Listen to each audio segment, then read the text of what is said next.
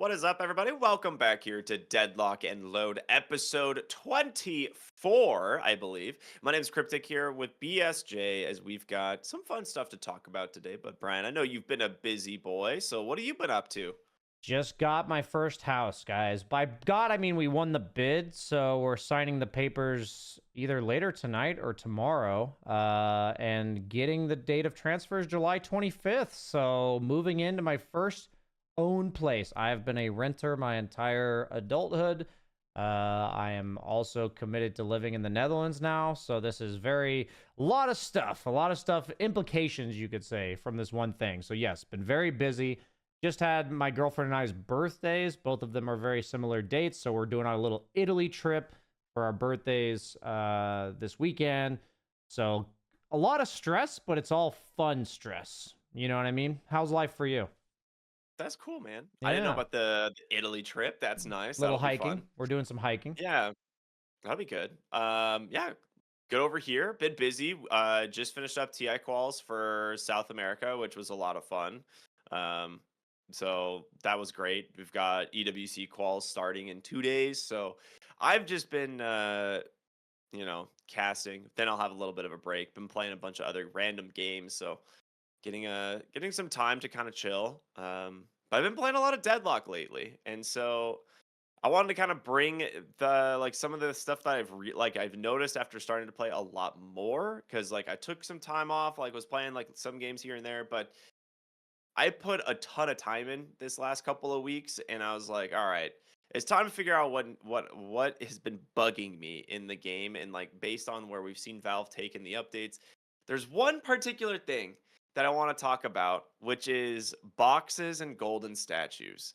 And I'm just curious, before we go too far into the discussion, boxes and golden statues have always been a little bit of an odd thing in Deadlock to me. So I'm curious where you think boxes and golden statues stand. Well, I feel like the patch that actually put them kind of currently where they're at happened when I was still playing a lot of Deadlock, and I remember that was also the same patch that I was spamming McGinnis, and my strat was to buy Fleetfoot as soon as possible, and I would push the wave with my gun because McGinnis has really high damage early game.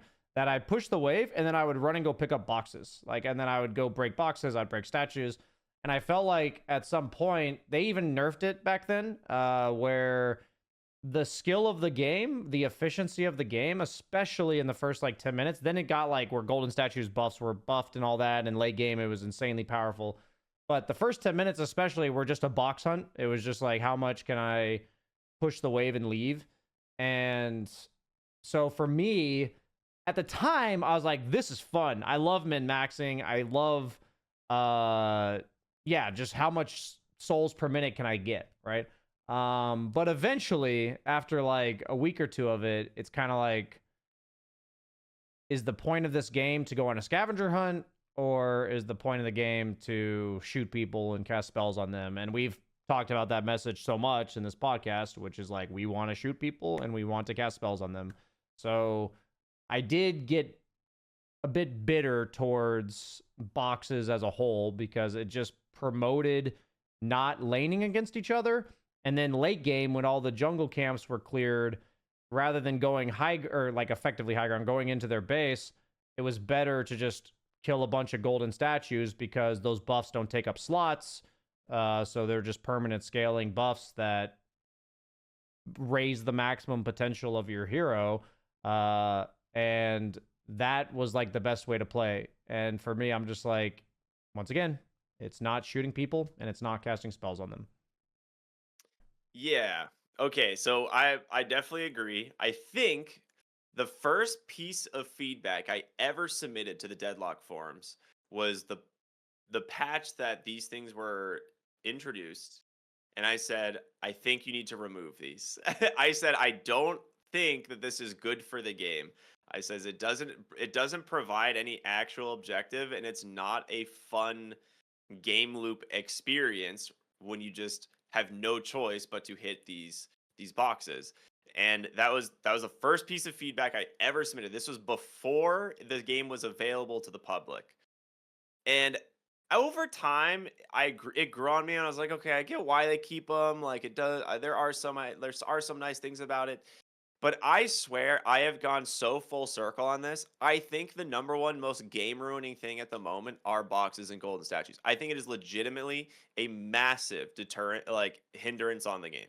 Uh, there are almost no benefits that I can think of to keeping them in the game in current year. Like the game has evolved so much in terms of being able to make uh, it an interactive, fun, like engaging experience with you, the dynamics between you and the enemy team, the heroes that you're playing. And then that just gets completely broken by being like, oh, I'm going to go box max for 30 seconds off the lane. And then your teammates just sitting there like, all right, I guess I'm just going to sit in the lane for 30 seconds to a minute by myself. And then, nope, now my tower's dead. But hey, at least we got boxes. Like, there's so many bad things about having them in the game at this point. Like, that's just a very niche example. Like you said, delaying the end game push because you're just like, I'm gonna go box max and farm golden statues because why not? Like, I just I can't. I would love to hear what people have, like people's thoughts are, if they can find a good reason to keep them in the game. But with everything Valve has done in the last series of patches, getting to a point where they're trying to make the game a little bit more simple, like reduce the barrier to entry, but still make it fun. I feel like boxes create another unnecessary skill gap of being like, oh, you have to know the box farming routes now to go box max, because if you don't know the box farming routes, like you're going to take extra time to go farm boxes, and you're like, but why? Like why is this a thing? Like I know the box routes, it's not engaging in any way. And it's RNG. Like sometimes you go farm the underground and you get 100% pull on the underground. You get every box, every golden statue. Other times you go down there and like half of them spawn and you're just fucked and you just wasted a bunch of time. So it's weird. I don't know. I mean, obviously, maybe I'm being a little bit too harsh on the topic, but I am at the point now where it's like remove them. They need to go. Okay, so thanks for letting that out, Ricky. Clearly this has emotionally traumatized you. That these boxes exist in the game. I do feel like, so what they reminded me of, because you had told me we were going to talk about boxes, they kind of make me think of like bounty runes in Dota. There's like these little objectives on the map that matter in the grand scheme of things, but they're more just like money a little bit. You know, there are the golden statues that give you buffs, but the breakables, it's like, yeah, sometimes you get 60 souls from them and sometimes they give you nothing. But the idea is if you break 20 of them, you're going to get approximately X amount, right? Over like, Yeah. it adds up over the course of the variants and stuff. Now, I've always kind of thought bounty runes example in Dota, not exactly the most inspiring mechanic. I think they're good because they encourage people to move around the map. There's like another reason that it benefits you to not just sit in lane. So I think the idea of these type of things on the map is that they encourage you to move, that it discourages static gameplay. Now, like for me, that's like the only reason that I feel like they have kind of consistently implemented these type of things across Dota as well as Deadlock. Like for me, when I think about the boxes and the statues, is there's kind of like obscure corners of the subway areas and, you know, pathing that you might not otherwise really take if it weren't for the boxes. But, you know, once you mention I'm supposed to memorize the ideal route, like I'm fucking doing Google Maps or something, in order to make sure that I get the most boxes, because I can't just remember where this camp is, like this jungle camp that I'm trying to farm. I also have to remember that I should take this exact route because there's 3 boxes there and only 2 on the other route. It's like, the thing is I think exploring the map, whether it's in Dota, Deadlock, any game that has like this sort of resource gathering mechanic in it, it should be very minimal about remembering where things are. I just like, it should be somewhat intuitive and somewhat like achievable to remember where things are without literally studying it. I do think that like in Dota, the only thing you really study is like ward spots. but there's also like in terms of locations on the map. But in Deadlock, there's no equivalent in Dota of like the boxes. There's no equivalent of like something continuously knowing exactly where it is. It would benefit you. And yeah, it's something where, we've talked about there's aspects of Deadlock that make it fresh, new, exciting. And we think I honestly think if they were to port as close to fucking Dota as possible, but now it's a shooter with 3D, verticality, I think that's like the ideal formula for Deadlock. And I know we've kind of talked about that a lot just as a concept. So yeah, I agree. I agree largely that this discourages the right type of gameplay. For me, it's always about what is it encouraging people to do, and the game's already try hard enough as is. Like the nature of the way Valve makes their games, they're very intricate, they're very in depth, and I just don't want to study where boxes are. I remember Dude, playing. right? I remember playing the game and thinking like, yeah, it's not. Oh shit, there's like 10 boxes down here in the subway. And then you learn you're supposed to like slide through them and all that kind of stuff. And it's like, I did that because you naturally learn to do it when you're like watching people stream and you realize it's more efficient. But is that like fun, interesting, engaging, impressive? Is it like impressive to see that somebody knows this stuff? It's more like, wow, they know this. Like, it's like, that's a lot of random shit for them to remember rather than, wow, I can't believe he pulled that off, so not only is it bad as a player, I think, but it's also not exactly the most entertaining, inspiring thing to watch either. It is. So here's the thing, like the last couple of weeks, I realized that basically you can't play the game if you don't know box routes. Like that's a legitimate thing. Like the game comes down to the lane. Like you have to hold your lane, and then between clearing lanes, you have to go farm boxes every single time they spawn. Because if they don't, by the time you get to like what would be 10k souls, you're like 1500 behind the enemy team. Like not total each. So you're 3k down in lane. Like that's actually how bad it gets if the enemy team is actually just farming boxes and you're not. And then there's no like that shouldn't it feels weird that that's just the case. And so I spent some games and I was like, I'm gonna figure out I've found like all the routes or of the boxes around my lanes, and I've been farming them. And then sure enough, every time the lane stage happens, I'm 2k souls up. No kills, literally 0 in lane, but 2k souls up because I've been doing a better job at farming boxes. And it's like that is such a I like it's not fun. I don't enjoy it. Like I would much rather be engaging with the enemy in the lane and doing cool stuff or ganking, but instead I'm like, up, clear the lane. I'm gonna go hit my zip line, go farm some boxes, maybe clear a quick jungle camp, and I'll be right back. And it's like, it's just super efficient, and I get that that's why the game is played the way it is right now, because it is like these types of games are all about efficiency, but it is not the most interesting gameplay. It really isn't. Like I remember playing this game early on, and you would be like in the 4 lane meta. And this is not like a testament to 4 lanes being better, but the lanes were close enough together where it was very easy to gank. But now we're in a situation where like ganking doesn't really happen until your tower is dead, and then now that your tower is dead, it opens up the map, and then someone soaks the lane, and then one other person starts ganking. But then it creates like this snowball effect of like, well, the other team can't respond in a way. So it's kind of weird. It also just makes fast heroes unnecessarily broken. Like Calico right now is the best hero in the game, and it's mostly because of Ava. The fact that she can zoom around at Mach speed, she doesn't have to slide because Ava automatically breaks boxes. So a big part of playing Ava or playing Calico slash Ava is knowing the box routes, and she just flash farms the whole map. Like there's a time where she'll just disappear off the map for a minute and then walks out with 2k souls out of nowhere, and it's all boxes, and you're just like, is that good? Like is that good? Is like Calico just broken because boxes and golden statues are too OP and she is just the best box farmer in the whole game? Like is that a mechanic that we want to have going forward? Like, which hero is the best box farming hero, and how can we utilize that for our strategy, especially when we get closer to having like captain's mode in?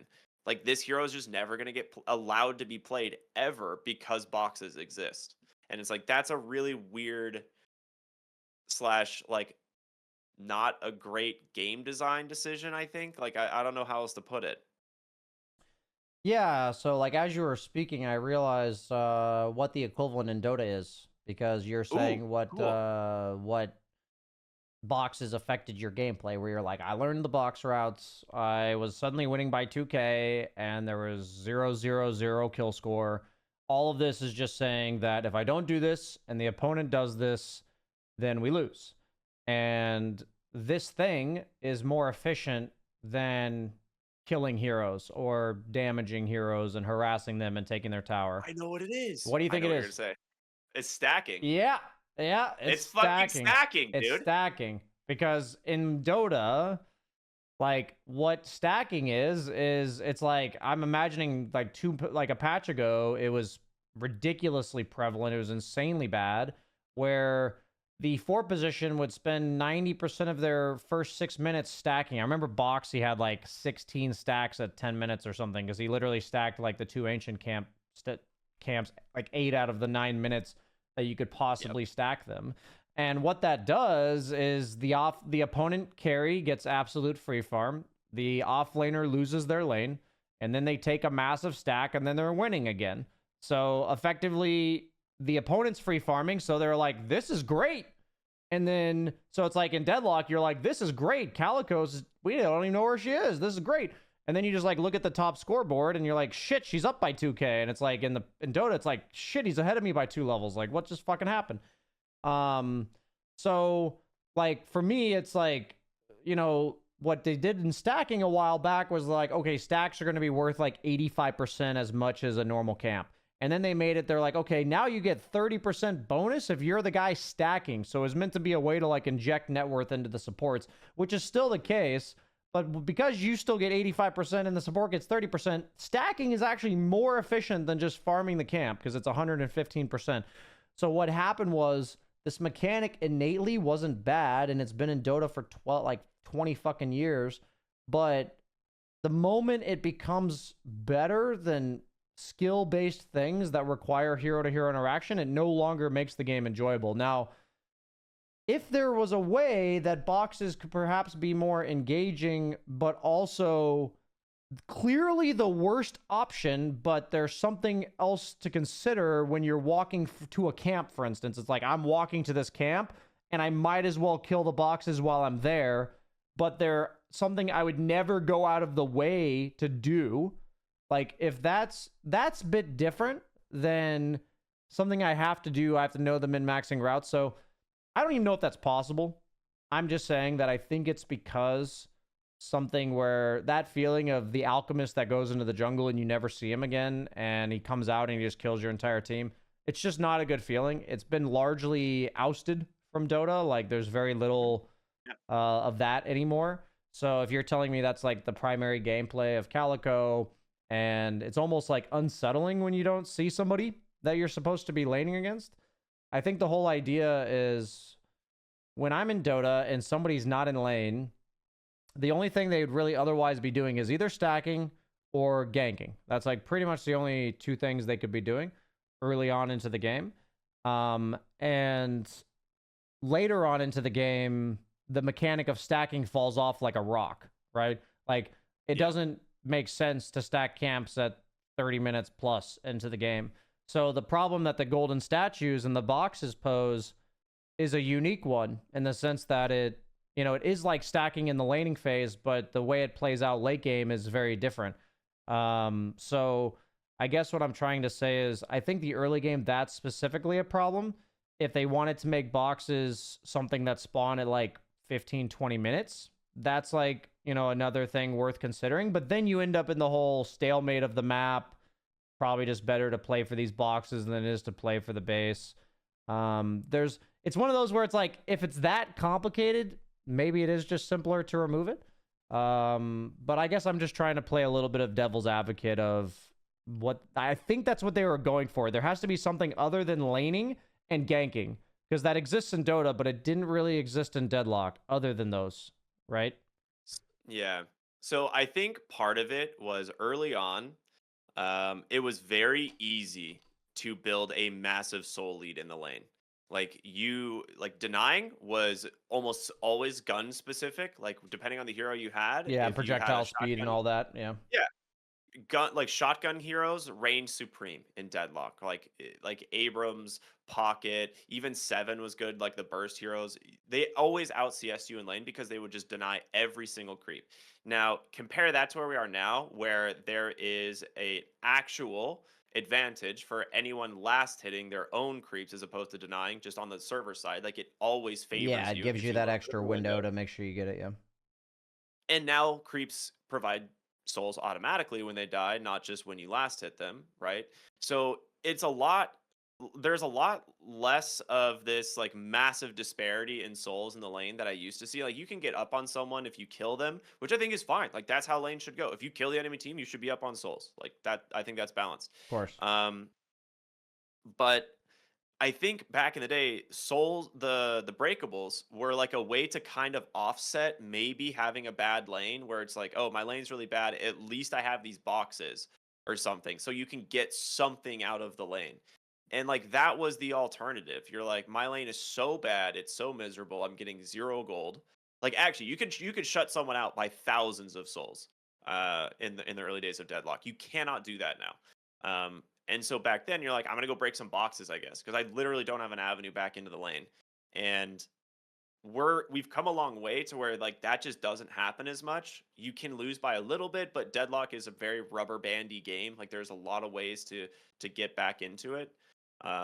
So I just feel like we're at the point now where like maybe they're not as useful in terms of that aspect. Like there's other avenues of soul generation, and they've actually buffed like sinner sacrifices to also give you golden statue buffs if you play the gambling game correctly, right? So I feel like maybe just keep sinners sacrifices. You can add maybe a couple onto the map and then just wipe out boxes and statues and be like, we're done with these.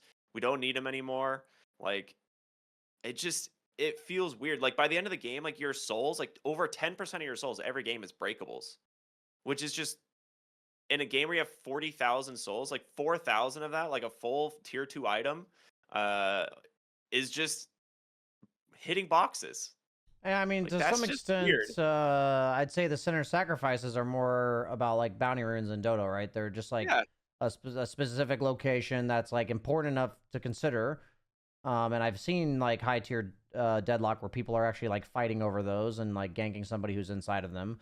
So I think those are like innately They fulfill that role. a cool objective that's on the map that's worth going after, that's like on a its own cooldown that you kind of have to know. It's not like uninteresting to know like, hey, every 3 minutes this happens, every 5 minutes that happens. You know, like the power-ups that I see like at the high levels every stream, like people are at the power-up at the same time and they're trying to like get there right on time. I guess, yeah, what I just the crucial question is one you already kind of addressed, and it is the most important thing, is why were they added in the first place? What is the purpose of the boxes, and is it still relevant? I think that that's like really the important narrative to be talking about here. And I do believe that it's really unenjoyable to lose your lane so bad that you can't have a game. But I also feel like Dota's survived for 20 years, and that's always been a part of Dota. Like, it's always been a part Yeah. of Dota that if you botch the fucking lane so bad, that the game's almost guaranteed to just end. Like that, and but that's like not very often, right? And hopefully you would like learn your lesson from that, and that only comes from either getting completely caught off guard from a specific matchup, or in it like a massive skill discrepancy in the lobby, which is more on like Valve's side to like make sure the games are balanced and everything.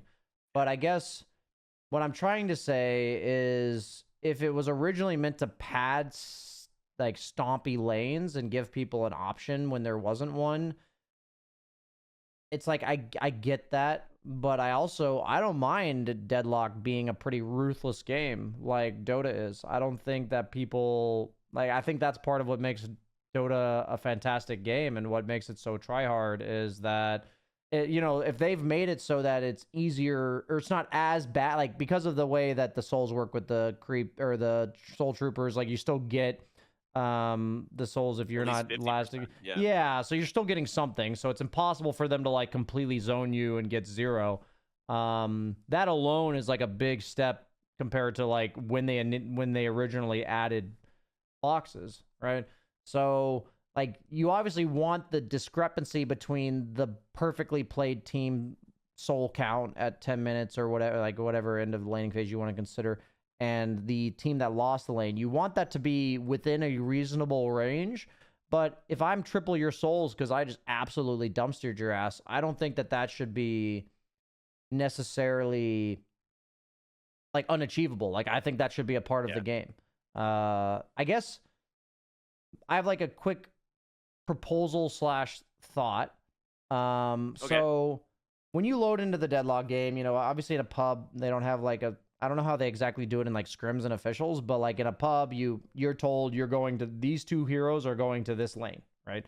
Yeah. What if like okay, so my idea, what I'm trying to get at here is if you want people to be able to stay in their lane, but it also feels good to have the flexibility, like in Dota, to have like a 4-position guy that roams around the map, or like, supports or whatever are able to roam.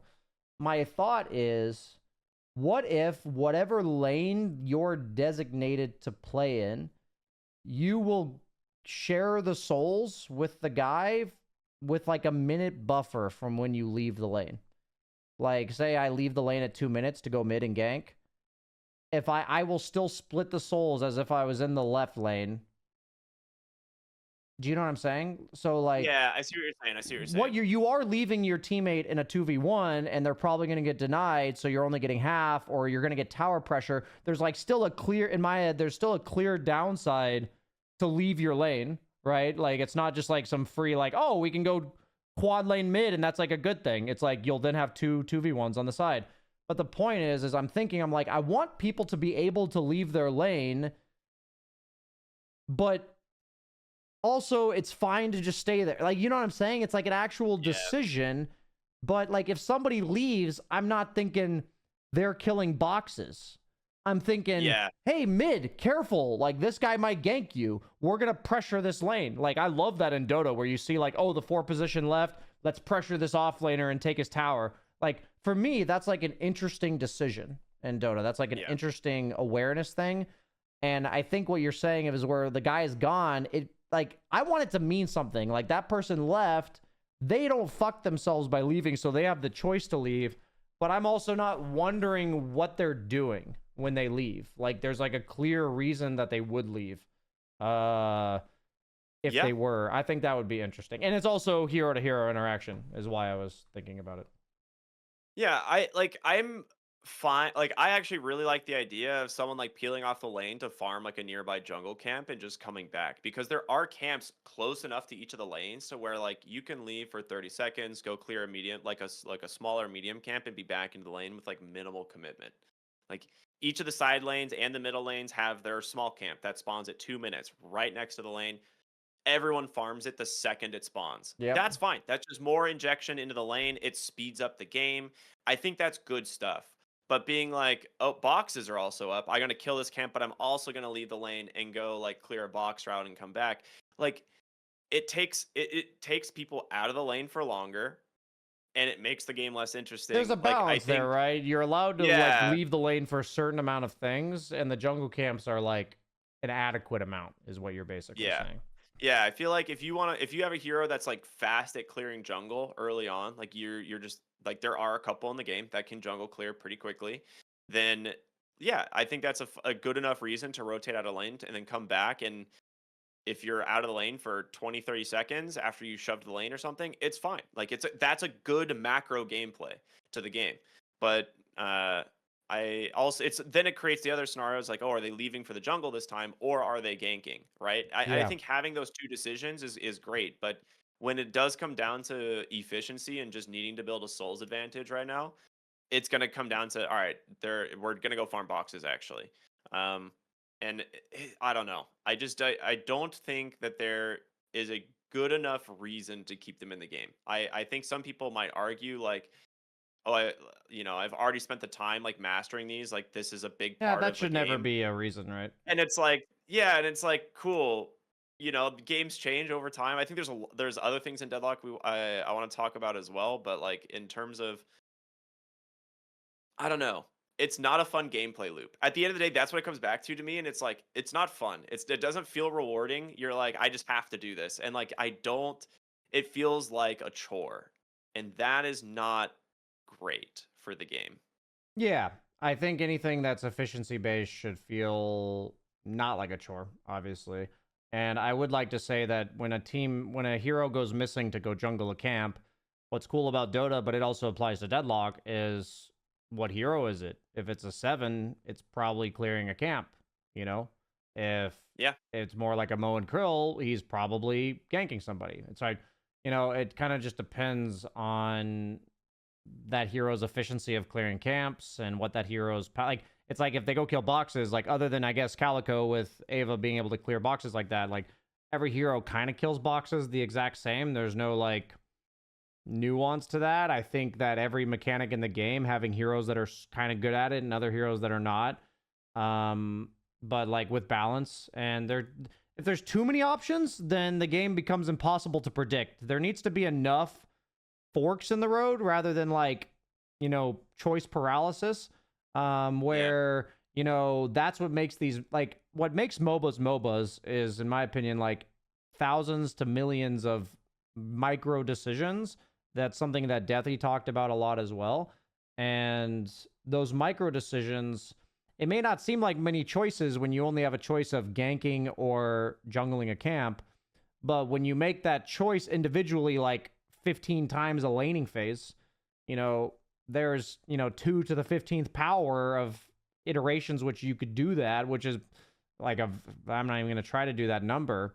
But the point is that there's a lot of complexity when there's only like 2 choices, right? And so having I think at the end of the day, what I'm agreeing with, and I think at least people listening would be able to resonate with, is that there is such thing as too much to do. There is such thing as too many choices. There are things like boxes that are just, they probably had an original purpose. It makes sense that that's probably what they were built for, is to stop stomps or at least alleviate that problem a bit. But unless, I can't really think of a good reason to leave them in either. They could also kind of be a placeholder that they wanted to do some sort of map objective and they haven't come up with a better option yet. But I feel like they've also been replacing so many of the placeholder-esque aspects of the game. So I'm definitely on the train that I'm down to remove them or do some significant change to the way that they function within the game. I don't think it's enjoyable to watch people break boxes. It's not enjoyable to have to memorize paths like that. That's not what makes games like Deadlock fun. Complexity, we talked about, like in Dota, they've added so many things over the years that simplified the game. I remember people were originally offended when stun bars over the head of Dota dude, heroes were added. that is worse. Yeah, Yeah, and it's like, hey, you should remember that Lion Stun is 2.2 seconds, and you should be able to feel that out. So if you want to chain stun that guy, you need to stun on 2.2 seconds. And it's like, now I can just see when his stun's going to run out. And it's like, the game was made more enjoyable by that, rather than like, just because it made the game quote unquote easier. So stuff that's like difficult because you had to memorize the route. Um, Making something, complexity for the sake of complexity. That's yeah, what we talked about. That. just for the sake of it, it's just not good game design. So based on everything they've been doing, I have good faith that they would see something similar and at least try to tweak it. Maybe they don't like outright remove it right Yeah, away, but they would try to tweak it. They've also been making pretty drastic changes overall. exactly. So I wouldn't be surprised if they did something like that. And I think moving forward, it's something to keep an eye out for. Every aspect of the game that promote or dissuades hero to hero interaction, I think they're going to keep nipping it in the bud. So Yeah, and that's the thing. Like with the development client that they have at this point, like it'd be, I want them to just like take a week and just be like, this week we're going to take all breakables off the map. We'll leave the center sacrifices because obviously we talked about them. They're kind of the bounty runes of Dota.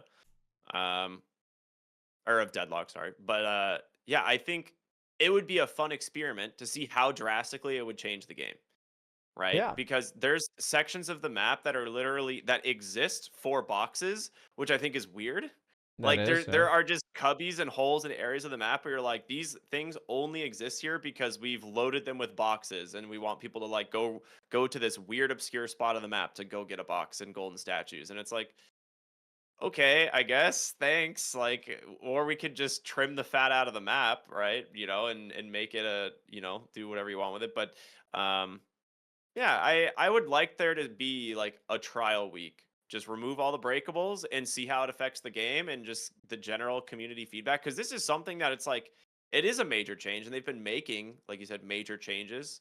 Uh, but I feel like it's one of those things that we just kind of exist with because we just accept the reality that they are there and we don't question it. We don't just be like, why do we have these? Like, do we really need this? Does it, and I don't know. I'd like to hear what other people have to say. So if you guys are listening to this, if you're watching this on YouTube and you're like, no, there is a good reason for boxes, please tell me what they are, because maybe I'm short-sighted on it, and I'd love to hear it. So I don't know.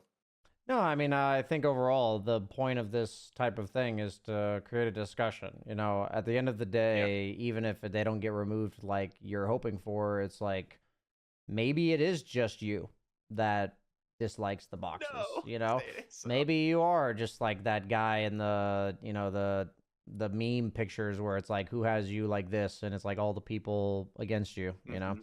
Right. Um yeah, but for all we know, this is the type of stuff, like you said, that people don't generally talk about too much because it's not a super important part of the game in regards to like at the surface level. Like you don't look at the Deadlock game and think we should talk about boxes. That's like a really important part of this game. It's like it's important in the sense that it matters a lot to clear them, but it's like it's not at the front of everyone's attention, and it's also just assumed to be the case. Like a lot of times people don't talk about things that they just kind of accept as normal. That's one of my very philosophical topics. I'm happy to delve into some other time. But I think at the end of the day, that's what our goal is here, is to create some interesting discussions, things we're thinking about, things that we find interesting to call into question. And we love hearing from people what they think about the things we're saying. So yeah, definitely let us know what you guys think. I'm curious as well.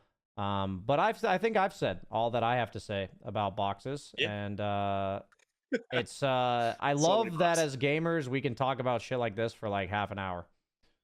Yeah. Yeah. It's good. I think we might revisit the discussion in the future if there is like a major Of change, course. but yeah, for now, I think that that's a good stopping point on the box discussion. But we always like to end our episodes with the classic "What we learned this week." I don't remember which I of us think I went went first first last last time. time. I'm Did not you? sure though, but I'll let you go first this time. Okay. So for me, ooh, what did I learn? Man, I'm gonna actually keep it deadlock related. I learned that I hate playing against seven. I Hmm. like this was not a thing that like I actually used to like playing at like seven quite a bit, and he didn't really bother me all that much. But his new ultimate build irks me. And it's like 70% of his damage in the game is just pressing his ult and sitting in the sky, and I'm like, okay, that's weird.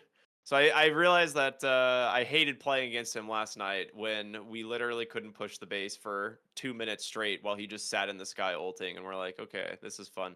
Um, yeah, that's what I learned this week. I was like, oh, need to find a way to address seven, I suppose. I'll go off of that a bit. I think it's really funny because I had like a random chatter in my Twitch stream today that got really triggered by Radiance. And just, we ended up diving deep into it. And after talking about it, he equated to Radiance as an item that's so impactful that a lot of people like to rush it. And oftentimes, lower MMR people don't know when it's proper to rush it. So then they end up feeding and being useless because they rushed it too soon and didn't have enough items, and they go like 0 and 10, and him and his team are playing 4v5. And it all stemmed from him saying, I hate Radiance. And then it had to be like 20 questions about why do you hate Radiance for us to get to the point that I just told you. And I think it's really funny that what I'm saying I effectively learned is how we can feel about a specific hero in Deadlock or Dota, a specific item, a specific ability. And maybe it just sucks to play against it, or maybe we've been scarred by it over the course of like hundreds of games. Yeah. And I guess it's really funny to me. What I've learned is how intricate and deep of a relationship people have with an ability or a hero, and it's like how much grief and misery and frustration and, you know, satisfaction, positive things as well, that something can cause you. So I just think it's a funny portion of gaming that we should all laugh at a bit, appreciate a bit, and also Yeah. take note of how, yeah, I get worked up about shit too. So yeah, it's just funny. I feel like that's most of the community's love-hate relationship with Bebop. You either are the Bebop player or Yeah. you're the Bebop victim, you know? I feel like that was the case for a long time. That's kind of funny. That's interesting. Yeah, become the hero or eventually become the villain, in this case Bebop. So Yeah. Well, that was fun. That was a good episode. We want to say thank you all so much for listening and tuning in. If you guys are frequent listeners to the podcast, we want to thank you. If you're new and you liked it, make sure to subscribe and follow. It would do us a lot of good, so we'd appreciate that. But as for now, that will bring episode 24 of Deadlock and Load to a close, and we'll be back next week with another fun topic to talk about, I'm sure. So, as always, thank you all so much for watching. We'll see you next time. peace.